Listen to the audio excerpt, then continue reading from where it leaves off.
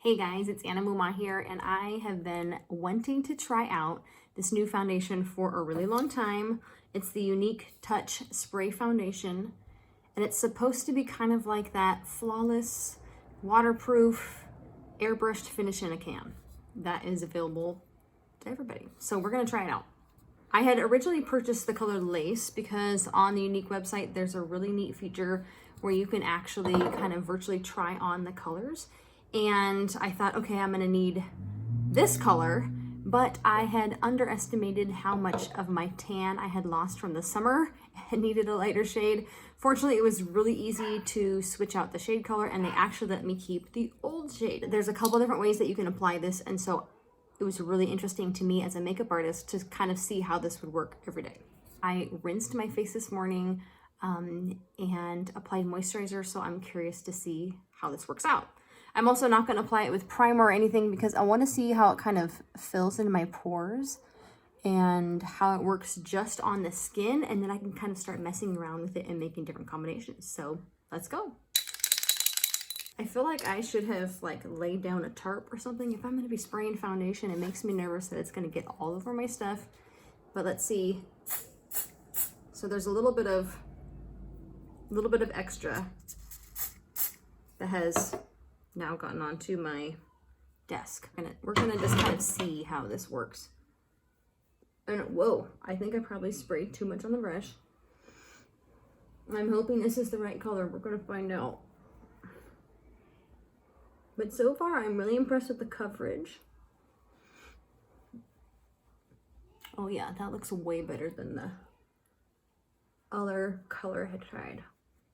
And I did a few little squirts onto the brush, and it did half of my face. So we can kind of see the difference. It's not a crazy difference. I'm curious to see how this dries down. We can see the line right here where I have foundation versus the side that I don't have foundation. And we see the coverage that way.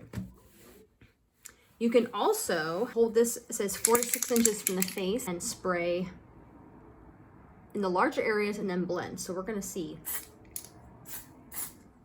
I don't think I'll do this method again because it got all over my ear, all over my earrings.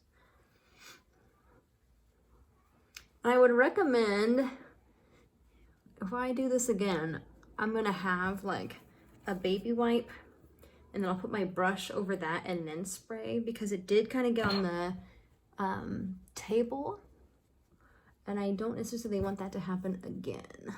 I'm gonna spray a tiny bit more on my brush and see how it reacts in covering up my under eye areas.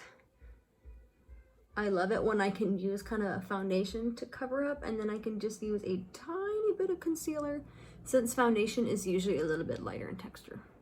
Alrighty, so up close, we can see that it covered up my pores really well. It kind of sunk into my pores a little bit, and I can kind of see, I don't know if we can see it on the camera, little tiny white dots where my pores are. But other than that, I'm really happy with the finish. I think I will add a tiny bit of concealer under my eyes. In the future, when I use this again, which I will definitely be using again because I actually really like this and really like how it looks, I will use some primer first and a little bit of pore filler. So I'm gonna go finish the rest of my face and we'll see what it looks like. So here is the finished look. I added some bronzer, a little bit of blush, highlight. I just used a little bit of highlighter, pink highlighter on my lids, some brow gel through my brows, and lip stain and gloss and concealer and powder.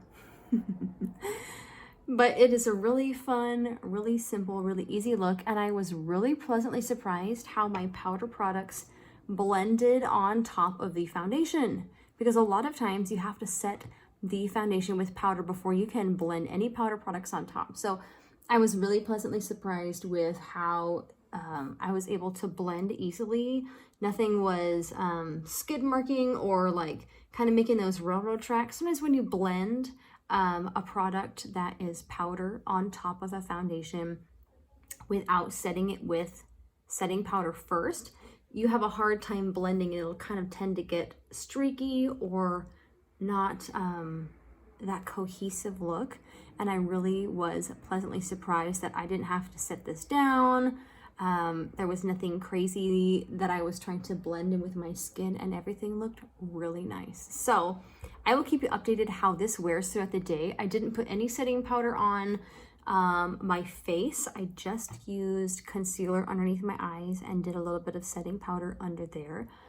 But other than that, the only way that my face is set is just with some powder on the cheeks in the form of bronzer and highlighter and blush. So I'm really curious to see how this wears, especially on the areas of mine that get a little bit drier, like on the chin, around the forehead, if it creases and settles into my smile lines, or like sometimes it'll settle around my nose, my pores, whoops, will start to kind of sink, if that makes sense, or get oily. So I'm very curious to see how this wears throughout the day, and I will keep you updated.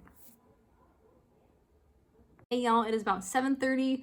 I did my makeup around 1:30 this afternoon, so it's been about 6 hours with this. I did notice, especially off camera, I feel like with the lights, everything looks kind of okay, but you can see I'm starting to get oily in here, my T-zone. I didn't set anything except under my eyes because I really wanted just to see how the foundation functioned by itself. When I was wearing it for about the first 3 hours, I felt great. Now I feel like it's starting to, like, small areas where it's settling, just kind of a little bit of settling there, and we can just see that it's kind of oily. So that's really my only complaint. And the way that we would really fix that is just by setting these areas a little bit more. Other than that, I'm happy with the finish and excited to try it again tomorrow. So I do want to just dust a tiny bit of setting powder on the T-zone, the parts that are getting a little bit too gloss happy here. Without touching up the foundation, if I were just to do this, I could actually very easily get a few more hours of wear out of this foundation just by simply mattifying the T-zone a little bit. See how that changed? I would need just a tiny bit more. If you have these small areas, something you can do is like the residue that's in your hand or on your brush, you can kind of just tap into these spots that get a little bit crazy. So there we go. 7 hours of wear. I'm a fan.